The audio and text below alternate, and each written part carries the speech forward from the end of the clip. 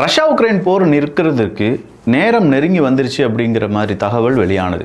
3 நாடுகள் America, Ukraine, Russia இந்த 3 நாடுகளும் சேர்ந்து அபுதாபியில் வச்சு ஒரு பெரிய மீட்டிங்கை போட்டாங்க அப்படின்னும் அந்த மீட்டிங் அடுத்ததாக பிப்ரவரி மாதம் 1ஆம் தேதி மீண்டும் நடக்கும் அப்படிங்கிற தகவலும் வெளியாகி இருக்கிறது. ஸோ இந்த மீட்டிங்கில் என்ன பேசினாங்க, என்ன விவரம் அப்படிங்கிறது யாருக்குமே தெரியாது. பட் இது ஒரு கன்ஸ்ட்ரக்டிவான ஒரு மீட்டிங்காக இருந்துச்சு அப்படின்னு சொல்லக்கூடிய அந்த பதிலை ரஷ்யாவும் சொல்லியிருக்காங்க. இந்த நேரத்தில் உக்ரைன் அவங்களுடைய பதிலடி அப்படின்னு சொல்லி ரஷ்யாவுக்கு எதிரான தாக்குதலை கொஞ்சமாக நிப்பாட்டியிருப்பதாகவும் செய்திகள் வெளியாகி இருக்கிறது. ரஷ்யா தொடர்ச்சியான தாக்குதலை செய்து வருகிறார்கள் அப்படிங்கிற ஒரு குற்றச்சாட்டை உக்ரைன் வைத்து வருகிறார்கள். இது ஒரு புறம் இருக்க, கிரீன்லாண்டு பிரச்சனை என்னவா இருக்குது, அங்கே கனடா வச்சு ஒரு பெரிய பஞ்சாயத்தை இப்போ அமெரிக்கா கொண்டு வந்துட்டு இருக்காங்களே, அது என்ன விவரம் அப்படிங்கிறதெல்லாம் இந்த ஒரு பதிவில் பார்க்க போகிறோம். எல்லாத்தையும் பார்த்துடலாமா?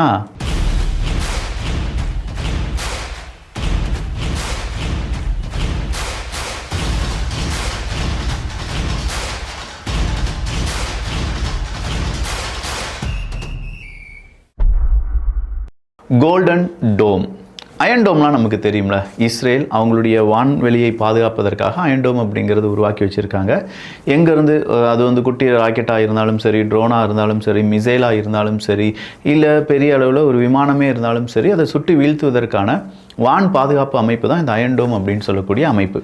இதில் ஏகப்பட்ட மல்டி லேயர் மிசைல் சிஸ்டம் இருக்குது. அதெல்லாம் சேர்த்து தான் கலெக்டிவாக அவங்க அயன் டோம் அப்படின்னு சொல்லி அழைப்பாங்க. ஸோ இந்த அயன் டோம் இருக்கிறதுனால தான் இஸ்ரேல் அவங்களுடைய நாட்டை பாதுகாப்பதாக சொல்கிறார்கள். நிறைய இடத்துல அதை நம்ம பார்த்துருக்கோம். ஆனால் இந்த அயன் டோமை அமெரிக்கா முழுவதுமே வைக்கணும், அமெரிக்காவில் இருக்கக்கூடிய அனைத்து ஸ்டேட்ஸ்லையும் வைக்கணும் அப்படின்னு சொல்லி ட்ரம்ப் அவர்கள் ஆசைப்பட்டார். குறிப்பாக கலிஃபோர்னியா உட்பட பல இடங்களில் வைக்கணும் அப்படி இப்படின்னு சொல்லி அவருடைய அந்த வார்த்தைகள் இருந்தாலும் அது சாத்தியமா அப்படிங்கிற ஒரு கேள்வி உருவானது. கோல்டன் டோம் அப்படின்லாம் சொல்லி அவர் அழைத்தார். இந்த பக்கம் அயன் டோம்னா இந்த கோல்டன் டோம் ஏன் அவங்களே வச்சுருக்காங்க, நாம ஏன் வைக்க முடியாது அப்படின்னு சொல்லி ஒரு கேள்வியை கேட்டாங்க. ஒரு வீட்டுக்கு மேலே கூரை போடலாம், ஆனால் ஒரு ஊருக்கு மேலேயே கூரை போடணும் அப்படிங்கிறதோ, இல்லை ஒரு மாநிலத்துக்கு மேலேயே கூரை போட்டு அந்த மாநிலத்தை கவர் பண்ணணும் அப்படிங்கிறதுலாம் முடியாத விஷயம் தானே. ஸோ இந்த மாதிரி தான் ஸ்கேல் அப்படிங்கிறது அதிகமாகிட்டே இருக்குது. இஸ்ரேலை பொறுத்த வரைக்கும் அவங்க ஒரு குட்டி நாடு, அந்த குட்டி நாட்டுக்கு தேவையான ஸ்கேலில் அவங்க மிசைல் சிஸ்டத்தை வச்சு அயன் டோமை உருவாக்கிட்டாங்க. ஆனால் அமெரிக்காவினுடைய ஸ்டேட்ஸ் அப்படின்னு சொல்லும்போது பரந்த நிலப்பரப்பு. அப்போ இந்த பரந்த நிலப்பரப்பில் அவ்வளோ மிசைல்ஸை கொண்டு வச்சு அதை ஸ்டார்ட் பண்ணி அதை மெயின்டைன் பண்ணி இதுக்கெல்லாம் ஏகப்பட்ட செலவுகள் அப்படிங்கிறது ஆகும்னு சொல்லி ட்ரம்ப் அவர்கள்ட்ட சொன்னால் கூட ட்ரம்ப் அவர்கள் அதை கேட்பதாகவே இல்லை. சரி, இந்த கோல்டன் டோமுக்கு இப்போ என்னடா பிரச்சனை வந்துச்சு, நீ பேசிகிட்டு இருந்தது கிரீன்லாண்டு பிரச்சனை தானே அப்படின்னு கேட்டால், கிரீன்லாண்டை ரஷ்யா மற்றும் சீனாவிடமிருந்து பாதுகாப்பதற்காக கோல்டன் டோமை அங்கே அமைக்கலாம் அப்படின்னு சொல்லி ஒரு திட்டத்தை நான் சொன்னேன்.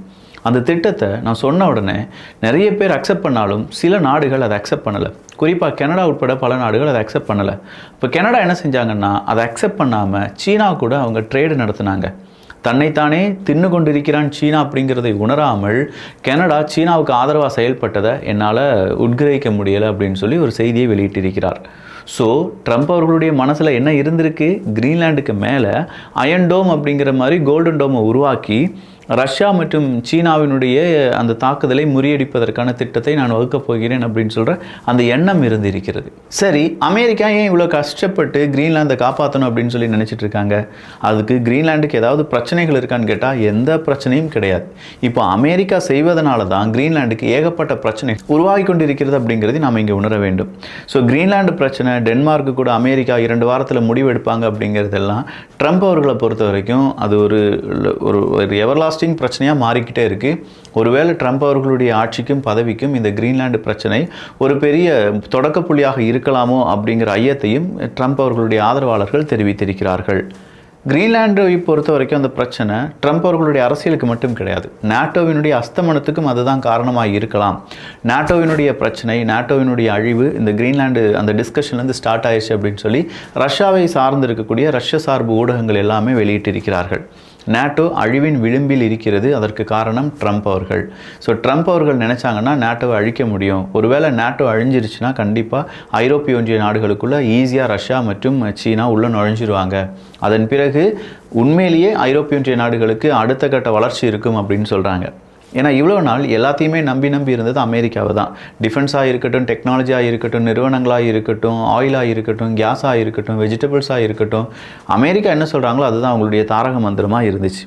சீனா ரஷ்யாவை உள்ளேயே நுழைய விடக்கூடாது அப்படிங்கிறதுக்காகத்தான் இந்த நேட்டோ அப்படிங்கிற அமைப்பே உருவாகி இருந்துச்சு.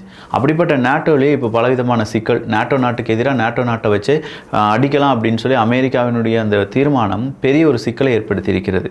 நேற்று தான் ஈரான் மற்றும் அமெரிக்காவோட வார்த்தை போர் இருந்தது அப்படிங்கிறத நம்ம பார்த்தோம். அர்மடா வருதுரா உள்ளக்க அப்படின்னு சொல்லி அரேபிய பெருங்கடலில் அர்மடாவை கொண்டு நிப்பாட்டுறாங்க அமெரிக்கா நிப்பாட்டின உடனே ஈரான் சொல்கிறாங்க, ஒருவேளை எங்கள் மேலே நீங்கள் ஏதாவது சின்னதாக ஒரு குண்டு வீசினா கூட அது போருக்கு சமம் அப்படின்னு சொன்னாங்கல்ல. அப்போ அபுதாபியில் 3 நாடுகள் சேர்ந்து பேச்சுவார்த்தை நடத்திட்டு இருக்காங்களே, அதுக்கும் அரபுலக நாடுகளுக்குள்ள இல்லாட்டி ஈரானுக்குள்ள சண்டைக்கும் ஏதாவது தொடர்பு இருக்கான்னு கேட்டால் அந்த தொடர்புலாம் கிடையாதான். ஈரான் சிக்கல் வேறு, நாங்கள் 3 நாடுகள் ட்ரைலாட்ரல் அந்த டிஸ்கஷன் அப்படிங்கிறது வேறு. சரி, இந்த ட்ரைலாட்ரல் டிஸ்கஷன் அப்படிங்கிறது சக்ஸஸ்ஃபுல்லாக முடிஞ்சிருச்சான்னு கேட்டால் முடியலை. ஜஸ்ட் அ பிகினிங் மட்டும்தான். இங்கே போக வேண்டிய தூரம் இன்னும் நிறைய இருக்குது. பட் ஒரு கன்ஸ்ட்ரக்டிவான மீட்டிங் அப்படின்னு சொல்கிறத 3 நாடுகளுமே சொல்லியிருக்காங்க.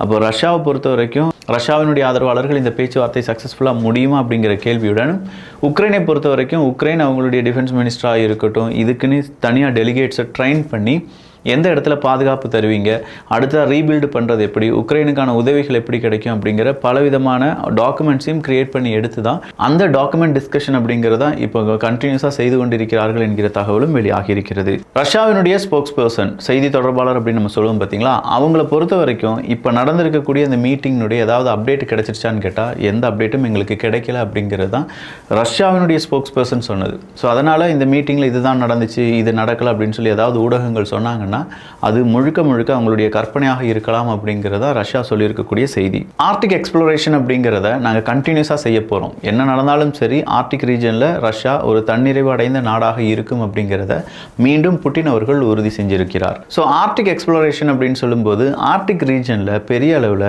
அந்த பனிக்கட்டிகளை உடைத்து அங்கே நேவிகேஷன் செய்ய வேண்டும். அதற்கான எல்லா கப்பல்களும் யார்கிட்ட தான் இருக்குது? அதிகமாக ரஷ்யாட்ட தான் இருக்குது. ஐஸ் பிரேக்கர்ஸ் அப்படின்னு சொல்லுவாங்க.